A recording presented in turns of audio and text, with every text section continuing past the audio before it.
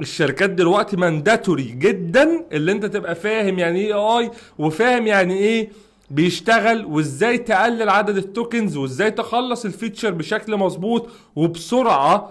يعني التايم دلوقتي بقى مهم. يعني الاول لو اديتك فورجيت باسورد فيتشر ممكن تقعد لي فيها يومين، دلوقتي لو ما خلصتش خلال ساعة ونص ساعتين يبقى في حاجة غلط. انت فاهم التفكير دلوقتي بقى ماشي ازاي؟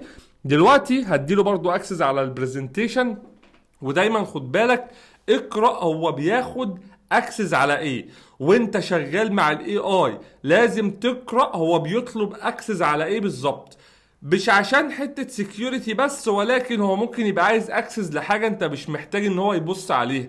يعني هو ساعات بيشت ويقعد يبص هنا وهنا، وانت ممكن تكون بتعمل حاجة صغيرة مش محتاج اللي هو يكسبلور كل ده ويقعد يحرق في توكنز على الفاضي. ما اللعبة دلوقتي لعبة توكنز يا صديقي العزيز.